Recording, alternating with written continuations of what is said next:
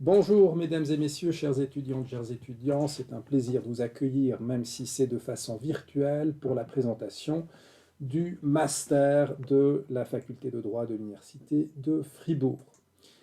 Nous allons procéder comme suit. Je vous présente brièvement le plan.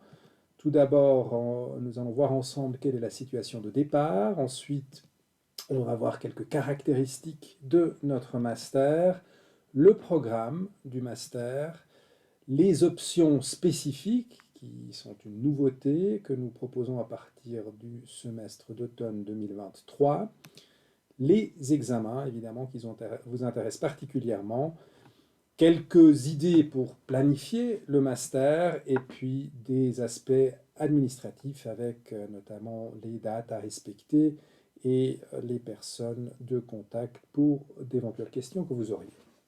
Alors la situation de départ, vous la connaissez sans doute, c'est un peu une répétition pour celles et ceux qui ont déjà un bachelor en poche ou qui s'apprêtent à l'avoir en poche.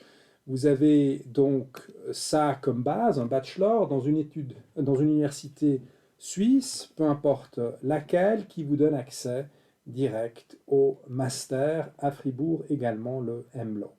Ce master va ensuite vous ouvrir la porte au fond à un perfectionnement professionnel qui peut être un doctorat de droit, donc vous restez dans ce cas-là dans le domaine académique à l'université, le brevet d'avocat, d'avocate ou de notaire, c'est un peu plus rare, mais c'est également possible, ainsi qu'un postgrade comme un LLM. Pour les plus ambitieux ou peut-être ceux qui ne savent pas choisir, vous pouvez faire les deux ou les trois ou les quatre, doctorat, brevet d'avocat, notaire, postgrade. Ça prend un peu plus de temps, mais c'est faisable.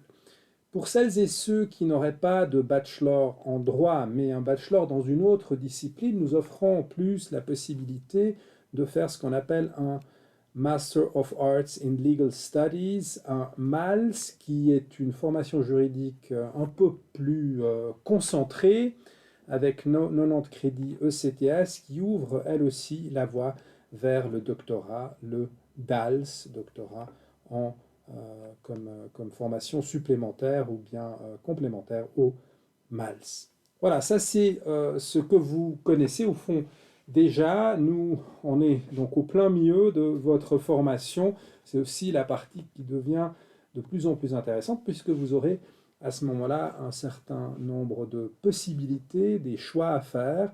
C'est pas toujours facile, mais qui vous permet quand même de vous spécialiser déjà maintenant dans certains domaines. Alors, les caractéristiques pour notre Master of Law à l'Université de Fribourg sont les suivantes.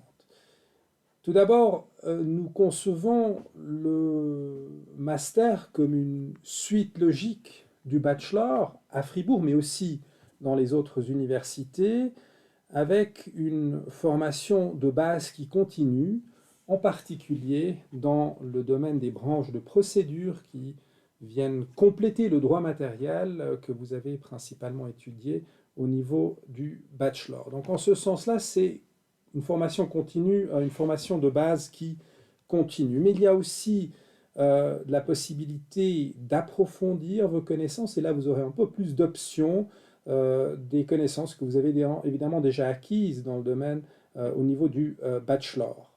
Ensuite, on a également pour ambition, et ça c'est tout à fait central, de vous préparer, parce que la plupart d'entre vous vont le faire à l'avenir, vous préparer au stage d'avocat, d'avocate ou de notaire. Ça, c'est les trois grands piliers concernant les compétences juridiques qu'on aimerait vous donner après avoir réussi votre master chez nous. Mais il n'y a pas que les compétences juridiques, il y a aussi des compétences méthodologiques, des compétences sociales que nous souhaitons vous procurer.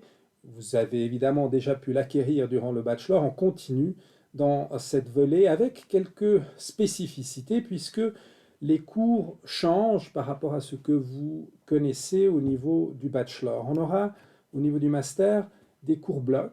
Je reviendrai sur ces différents cours plus en détail, des cours semestriels et des séminaires.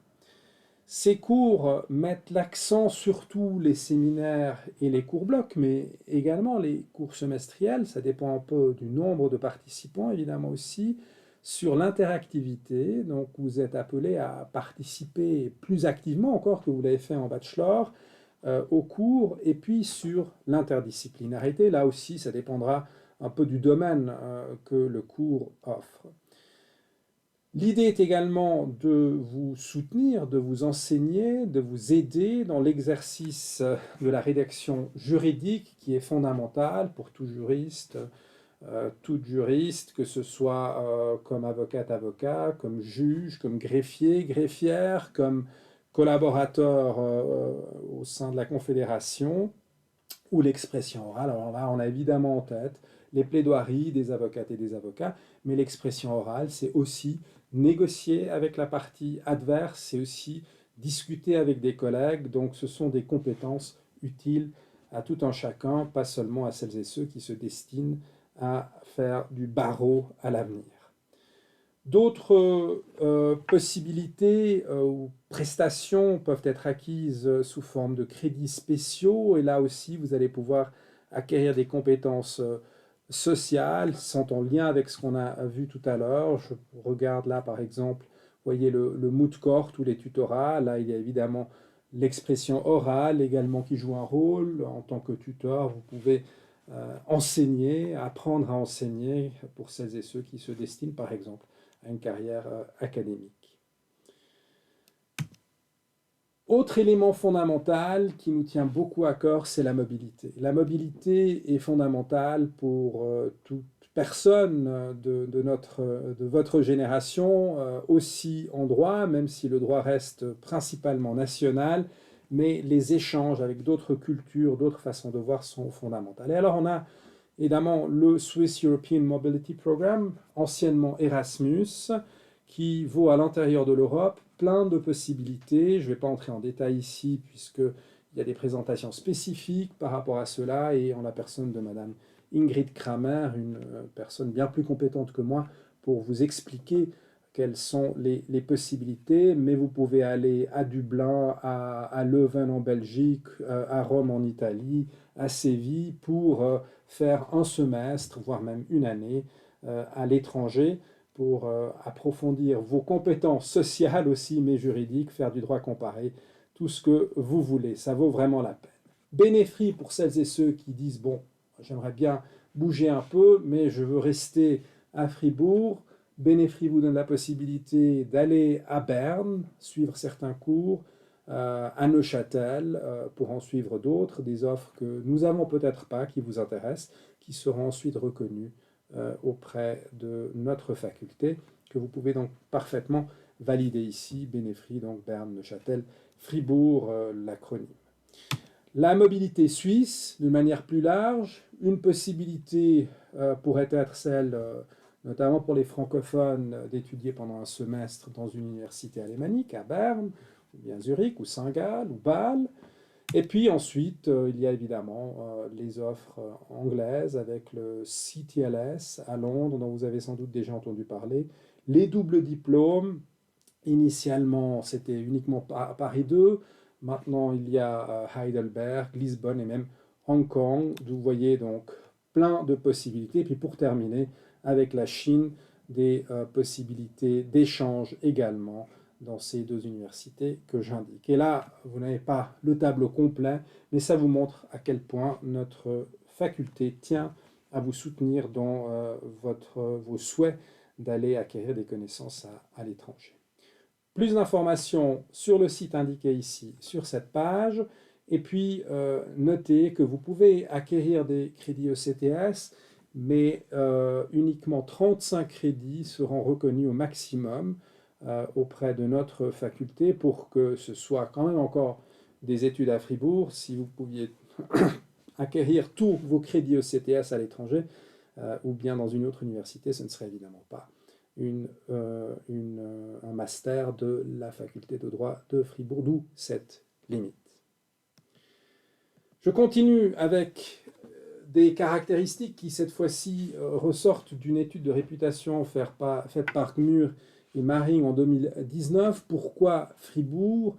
Fribourg, nous dit cette étude, sort du lot où les éléments suivants qui ont été très appréciés, la satisfaction de vous, des étudiantes, de vos prédécesseurs, évidemment, ça a été fait en 2019, mais ce qui vaut pour les prédécesseurs devrait également s'appliquer à vous. La qualité de l'enseignement et des diplômes qu'on obtient en fin d'études, la qualité de la recherche, l'internationalité dont on vient de parler, et l'autogestion et les compétences communicatives. Voilà les points qui sont ressortis par rapport à la faculté de droit de l'université de Fribourg. Voilà pour cet élément en quelque sorte introductif sur les caractéristiques de notre master. Et maintenant, on va un peu entrer plus en détail sur le programme. Alors le programme, vous le savez probablement déjà, c'est un programme plus léger, entre guillemets, que le bachelor, en ce sens que vous n'avez plus qu'à acquérir 90 crédits ECTS pour obtenir le MLAW. Alors, je ne dis pas que c'est rien du tout, mais c'est un peu moins que pour le bachelor. Et ces crédits ECTS, vous allez les acquérir de la manière suivante. Il y a tout d'abord, et ça c'est une nouveauté que nous avons introduite récemment lors de la dernière réforme et qui va entrer en vigueur au semestre d'automne, il y aura des cours semestriels obligatoires, ce qu'on a appelé ici le UR 4, qui concerne des matières procédurales. 25 crédits ECTS, je vous expliquerai tout à l'heure plus en détail ce que ça signifie. Vous avez ensuite des cours blocs et des cours semestriels qu'on appelle à choix, où vous avez une certaine liberté, vous avez grande liberté, une liberté voire même totale pour approfondir les matières que vous souhaitez approfondir.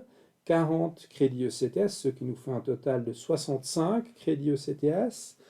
Vous devez faire, mais il y a quelques exceptions sur lesquelles nous allons encore revenir, des séminaires, 2 séminaires, j'en parlerai également, pour un total de 10 crédits ECTS, des crédits spéciaux qui sortent parfois un peu du cadre purement juridique, hein, donc là, des compétences qui vont au-delà des connaissances juridiques sont mis en exergue pour 10 crédits ECTS. Et puis enfin, le fameux travail de master de 5 crédits ECTS, ce qui nous en donne un total de 90 crédits ECTS. Alors, on m'a parfois posé la question de savoir, notamment eu égard aux crédits spéciaux, s'il fallait obtenir exactement 90 crédits ECTS. Non, vous pouvez aller au-delà des 90 crédits ECTS et terminer votre master, par exemple, avec 93 crédits ECTS, parce que vous auriez à la fin encore un travail ou un séminaire à faire et plus que deux crédits qui vous manquent. Et donc, ça vaut quand même 5 crédits, on l'indiquera dans votre diplôme. Alors, ces cours semestriels obligatoires, cette nouveauté pour 25 crédits ECTS concerne les 5 cours suivants. Procédure civile, procédure pénale, procédure administrative, exécution forcée, droit international privé. Donc, des domaines qui relèvent de la procédure nationale et internationale. Ces cours sont en partie donnés au niveau du bachelor, mais sous une forme un peu réduite actuellement. Nous avons décidé de les placer au niveau du master parce que c'est là que vous pouvez vraiment profiter de ces cours en première année de bachelor, comme c'est le cas à Fribourg. C'est un peu tôt pour faire de la procédure civile et de l'exécution forcée, par exemple, raison pour laquelle, enfin, c'est pas la seule raison, mais enfin, c'est un des motifs qui nous a amené à introduire cette nouveauté. Ça allège un petit peu le bachelor et ça crée cette continuité entre bachelor et master. Ces 5 cours sont proposés au semestre d'automne. Ils sont proposés en live, si vous voulez, au semestre d'automne, mais pour celles et ceux qui ne seraient pas à Fribourg durant le semestre d'automne ou qui terminent leur bachelor au mois de janvier, il y a la possibilité de les suivre ou d'avoir en tout cas le cours qui est mis à disposition sous une forme adaptée au semestre de printemps. Donc vous pouvez aussi passer votre examen pour ces matières-là en été.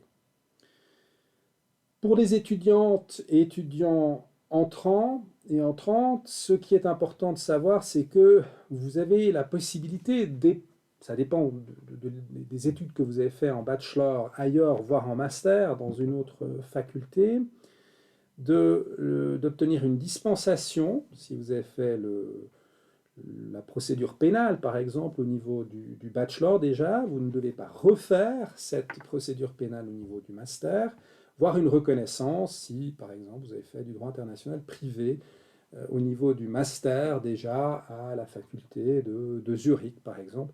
Dans ce cas-là, vous avez une possibilité d'obtenir la reconnaissance et vous ne devez pas faire les 25 crédits ECTS. C'est donc un bloc de notes qu'on appelle UR 4 qu'il faut réussir dans sa globalité. Pour les étudiantes et étudiants de Fribourg, c'est un système qu'on connaît, puisque au bachelor, vous avez aussi des blocs, mais c'est un système qui est également allégé, puisque vous pouvez faire ces examens dans différentes sessions. Vous n'êtes pas obligé de faire tout le package ensemble, vous pouvez le découper, et on verra à la fin, en quelque sorte, quelle est la moyenne que vous avez. Donc pour la réussite de ce bloc détaché, ce qui semble être un peu contradictoire a priori, mais c'est comme ça que le système fonctionne, il faut avoir une moyenne de 4,0 et la somme des notes insuffisantes ne doit pas être supérieure à 1,1. Vous pouvez répéter l'examen en cas de notes insuffisantes, 3 tentatives au maximum, et le jury constate les résultats une fois que vous avez obtenu toutes les notes, ce que j'ai dit tout à l'heure, et en cas de répétition d'un examen, c'est la meilleure note qui est retenue. Donc en résumé, un système comme au niveau bachelor à Fribourg, mais allégé, dans la mesure où d'une part, vous pouvez dispatcher vos examens, et dans la mesure où d'autre part, on va retenir la meilleure des notes si vous avez répété des notes insuffisantes. Donc si vous avez fait une fois un 3 par hypothèse et la fois d'après un 3,5 et la troisième tentative un 3 à nouveau, on va retenir le 3,5 sur la moyenne. Donc ça allège un peu la situation. Évidemment, ne vous faites pas trop de soucis. Si vous êtes arrivé au niveau où vous vous trouvez, si vous regardez cette présentation maintenant, normalement, il ne devrait pas y avoir de problème au niveau du master pour vous. Je continue avec le programme et son déroulement, si vous voulez, chronologique. Vous avez un semestre un peu différent par rapport à ce que vous connaissez au niveau du bachelor, puisque tout d'abord, ce ne sont pas des cours annuels, mais des cours qui ont lieu sur un semestre, voire même moins qu'un semestre, puisque les cours à choix commencent dès la première semaine du semestre, donc aux alentours de la mi-septembre pour le semestre d'automne. Et ces cours sont tout d'abord des cours blocs que vous ne devez pas les suivre, c'est une possibilité. Ce sont des cours concentrés où vous travaillez en petits groupes, maximum 25 étudiantes et étudiants avec un enseignant, une enseignante, autour d'une matière pendant 3 semaines. C'est souvent très interactif, il y a régulièrement des intervenants de l'extérieur, partiellement extramuros, on va visiter un tribunal ou bien d'autres institutions d'intérêt pour la matière qui est enseignée. Et ça se termine par un examen au bout de 3 semaines, j'y reviendrai encore. Ensuite, débute à partir de la 4e semaine et jusqu'à la 14e semaine, donc là, en quelque sorte, les cours de bachelor ont déjà débuté et on commence dès la 3e semaine avec les cours semestriels qui durent un semestre, qui ont lieu à raison de 3 heures par semaine, fois 11 sessions, donc ça vous fait 33 heures de cours. Alors il y a des jours fériés parfois, ça ne joue pas toujours à la précision, mais c'est grosso modo ça, c'est donc un semestre, si vous voulez, un peu concentré sur les semaines 4 à 14. Pour les cours à choix, que ce soit cours semestriel ou cours bloc, il faut faire 8 cours à 5 crédits ECTS, un total de 40 crédits ECTS, avec la possibilité d'obtenir des options spécifiques sur lesquelles je vais revenir un peu plus tard. 2 cours blocs ou 2 cours semestriels peuvent être remplacés par un travail de recherche qui vaut 10 crédits ECTS. Travail de recherche, c'est un gros travail de séminaire. Vous connaissez pour les fribourgeois les travaux de pro-séminaire qui sont un peu plus courts que les travaux de séminaire que vous allez faire au niveau du master. Et le travail de recherche, c'est encore plus important. Ça fait peut-être 50, 60 pages. C'est surtout quelque chose qui est destiné à des gens qui réfléchissent à la rédaction d'une thèse de doctorat. Donc on va plus dans la profondeur, si vous voulez, académique. C'est intéressant comme exercice, mais encore une fois, je souligne le fait que c'est plutôt quelque chose qu'il faut faire si on se destine à un travail académique, en tout cas pendant une période de sa vie professionnelle. Ce n'est pas quelque chose qu'il faudrait faire juste pour obtenir ces 10 crédits ECTS. Pour les examens, j'y reviendrai un peu plus tard. Je vous donne ici quelques exemples de cours blocs qui sont donnés au semestre de printemps et semestre d'automne 2023. Criminologie, droit pénal économique, société cotée, transnational litigation pour le semestre de printemps, notamment 2023. Semestre d'automne, aménagement du territoire, contrats commerciaux et contrats de garantie, droit européen de l'asile, procès civil dans la pratique ou bien planification successorale. Les cours semestriels, alors là le choix est plus important, la liste est plus longue, je ne vais pas la lire en détail, mais vous voyez, on a des domaines qui touchent au droit pénal, au droit européen, droit constitutionnel ou bien droit public d'une manière générale, droit de l'avocat, droit du divorce, droit fiscal, tous les domaines de droit que vous connaissez déjà un peu de par vos études au niveau du bachelor avec des approfondissements. Pour le semestre d'automne 2023, je ne peux malheureusement pas encore vous donner plus de précisions puisque nous sommes encore en train de le préparer, notamment eu égard à la nécessité ou au souhait de vous proposer des approfondissements dans certains domaines et un diplôme qui en fait état. Troisième type de cours que je n'ai pas encore évoqué ou que j'ai évoqué brièvement, ce sont les séminaires. Il faut en faire pour une valeur de 10 crédits ECTS, c'est-à-dire 2 séminaires. Le but est ici celui de rédiger un travail, mais de manière encadrée. Travail écrit avec les modalités suivantes. 2 séminaires à 5 ECTS, remplacement d'un séminaire par un travail de séminaire est possible. Remplacement de 2 séminaires par un travail de recherche est également possible avec la réserve que je vous ai indiquée tout à l'heure. Il faut avoir, pour faire un tel séminaire, déjà le IUR 2, plus les exigences de l'enseignant et enseignante concernés. Il faut s'inscrire auprès de la chaire concernée. Peut-être que certaines et certains d'entre vous ont déjà fait un tel séminaire et peuvent le faire reconnaître maintenant au niveau du master. Ce qui se passe généralement, mais c'est un peu difficile de donner un descriptif exact du déroulement, puisque chaque séminaire se présente un peu de manière différente, mais ce qu'il y a en général, c'est une séance préparatoire avec l'enseignant, l'enseignante, une présentation en dehors des horaires habituels, souvent à l'intérieur d'un semestre, mais ça peut aussi dépasser un semestre et se dérouler sur 2 semestres. Ensuite, des recherches individuelles, peut-être des présentations des étudiantes et étudiants participant à ce séminaire, et puis le tout sera noté, donc vous obtenez une note et c'est 5 crédits ECTS pour le séminaire concerné.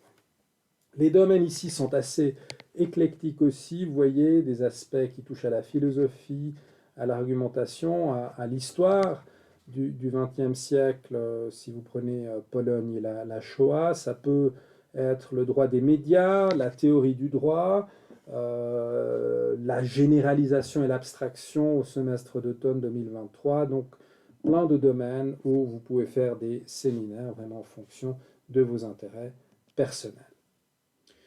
Ensuite, les crédits spéciaux, là, on sort presque du cadre facultaire, puisque ce sont parfois des cours qui sont offerts par d'autres facultés.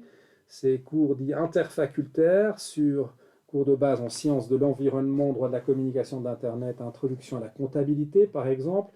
Des activités en dehors de Fribourg, Skilex, Séminaire Grand Saint-Bernard, Georgetown, Fribourg, les tutorats des moot court, où vous travaillez avec des amis, des collègues d'études pour préparer un cas et le défendre devant un moot court, la possibilité de faire un stage pratique comme vous avez déjà pu le faire durant le bachelor, aussi la formation bilingue plus, et tout simplement, pour ceux qui se veulent un peu plus traditionnels, des cours ordinaires sous forme de cours bloc ou cours semestriels.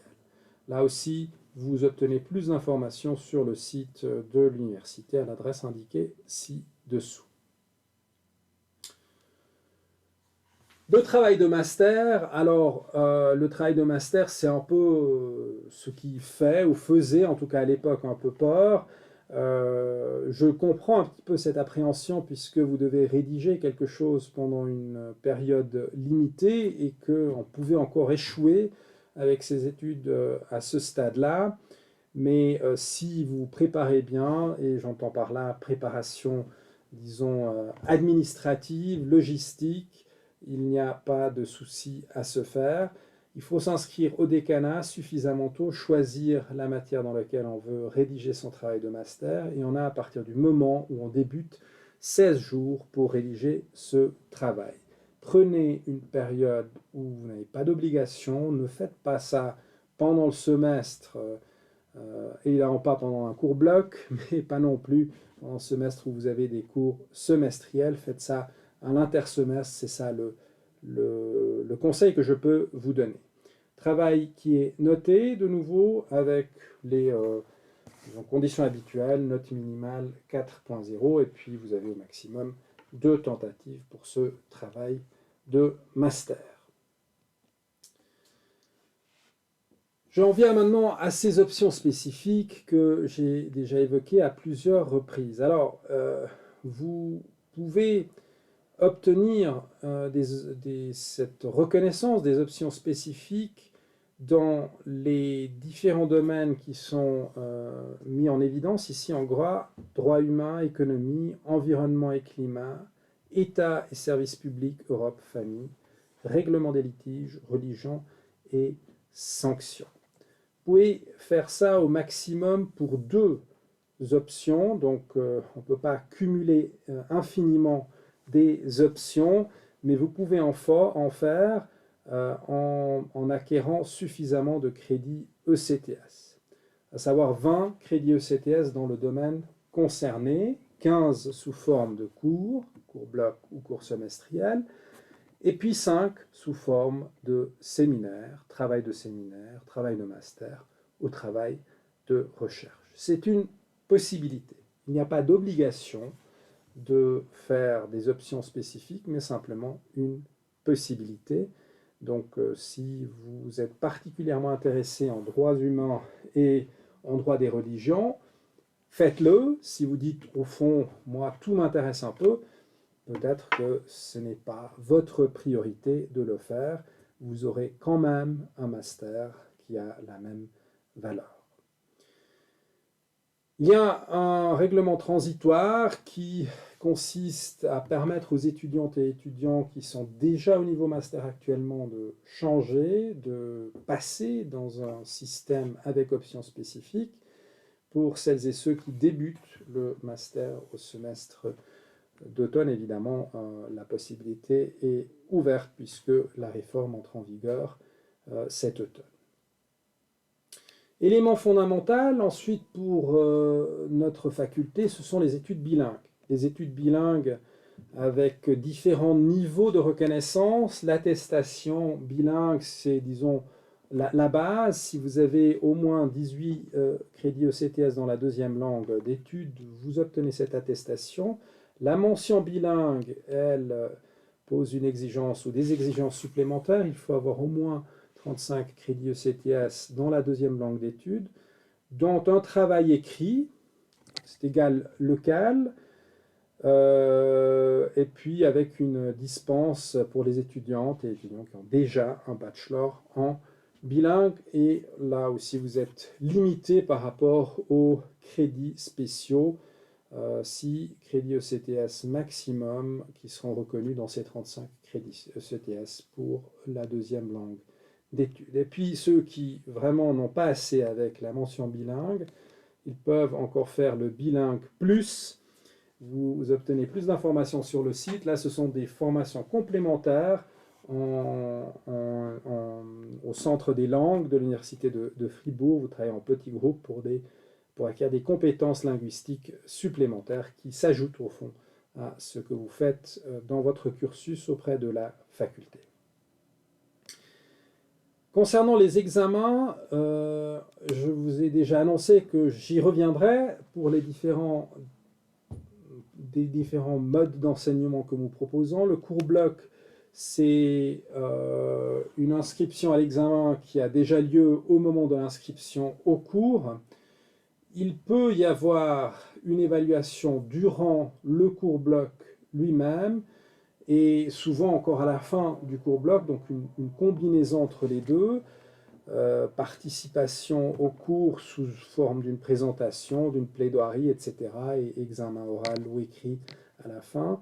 Et vous avez une tentative. Alors une tentative en ce sens que on n'a pas la possibilité de repasser l'examen du cours bloc à une session ultérieure. Si le cours bloc a lieu au semestre d'automne, ben c'est au bout de 3 semaines que vous savez si vous l'avez réussi ou non. Si ça ne devait pas marcher, vous pouvez refaire évidemment le même cours bloc l'année suivante ou le semestre suivant, dépend quand il est proposé. Pour les cours semestriels obligatoires, là, vous avez 2 sessions par année, en février et en juin. Vous pouvez, pour rappel, passer ces examens séparément. Vous avez la possibilité de passer 6 examens par session au maximum et vous avez 3 tentatives. Pour les cours semestriels à choix, 2 sessions par année à nouveau. L'enseignant peut tenir compte d'évaluations durant le semestre ici aussi. De nouveau, maximum de 6 examens par session. Et puis, indication de l'option spécifique lors de l'inscription à l'examen.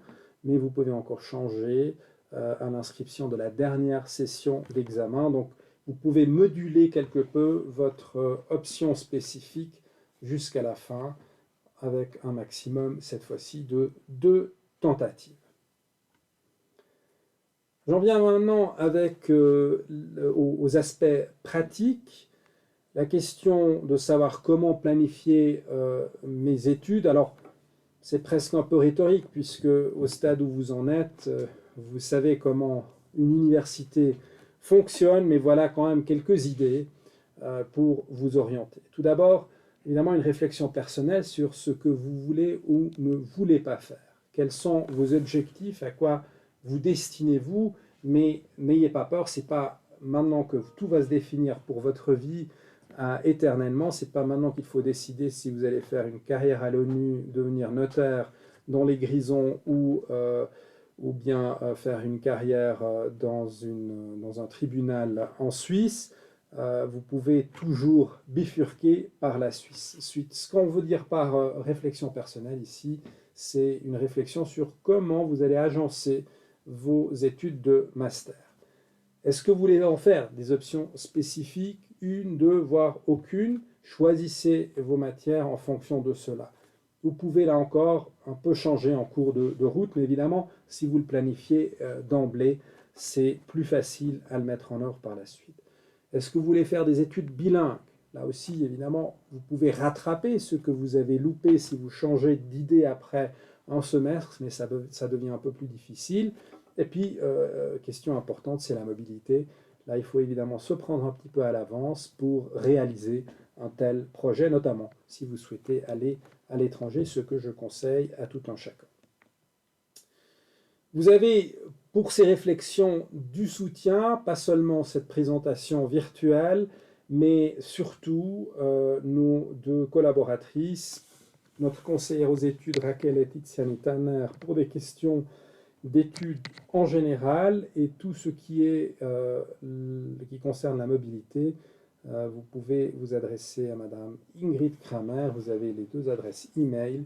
Ici, des personnes qui sont toujours très disponibles et qui sont tout à fait compétentes pour répondre à vos questions. Quelques aspects administratifs. Les dates pour le semestre de printemps 2023, c'est le lundi 20 février 2023 que nous débutons. C'est encore l'ancien système. Ça concerne sans doute une minorité des personnes qui regardent ce podcast. La plupart est concernée par le semestre d'automne 2023, voire un semestre ou bien des semestres qui débutent ultérieurement, en tout cas à partir du 18 septembre 2023, nous débutons avec le programme MLO 2023. Pour l'immatriculation, les étudiantes ayant fait le bachelor à Fribourg, pas besoin de s'immatriculer s'il n'y a pas eu d'interruption d'études, mais changement de voie d'études via le portail MyUniFR. En revanche, les étudiantes et étudiants en provenance d'autres universités que nous espérons nombreux et que nous accueillons avec beaucoup de plaisir, adressez-vous au service d'admission et d'inscription. Il y a un délai ordinaire jusqu'au 30 avril 2022 pour le semestre d'automne 2023. Et je vois qu'il y a une erreur ici de frappe, ça doit être le 30 avril 2023, non pas 2022 pour le semestre d'automne 2023, sinon le délai serait déjà passé. On n'a quand même pas besoin d'une année et demie pour vous inscrire, donc 30 avril 2023. Et puis des délais extraordinaires, il faut payer encore une taxe de 50 fois dans ce cas-là, 31 janvier 2023 pour le semestre de printemps 2023, et puis 31 août 2023 pour le semestre d'automne 2023. Autre question administrative, pour les cours blocs, il faut s'inscrire, je l'ai déjà évoqué, ça vaut également inscription pour l'examen via MyUniFR. Au semestre d'automne 2023, c'est le 12 juillet 2023, à partir du 12 juillet 2023 jusqu'au 20 juillet 2023, 14 heures, c'est assez précis, je vous le concède, mais n'oubliez pas ces dates-là pour vous inscrire. Pour les séminaires, il faut aller voir sur la liste des séminaires MyUniFR. Ça dépend du séminaire via MyUniFR ou aussi directement auprès de la chaire concernée. Je ne peux pas vous donner des informations plus précises à cet égard. Pour les examens, 2 sessions qui ressemblent, qui se recoupent avec les sessions que vous connaissez déjà, les sessions ordinaires que vous connaissez déjà. Pour 2023, la première session, ce sera du 16 janvier au 11 février 23 pour la session de 2023, le 5 juin au 1er juillet 2023. Voilà ces informations générales sur le master. Il y a évidemment d'autres questions que vous pouvez poser si vous en avez à Raquel et Tiziani Tanner notamment, mais je crois qu'on a vu ici de manière globale ce que ça signifie, ce qui vous attend auprès de notre faculté, et on se réjouit beaucoup de vous accueillir nombreux prochainement chez nous. Bonne suite à toutes et à tous.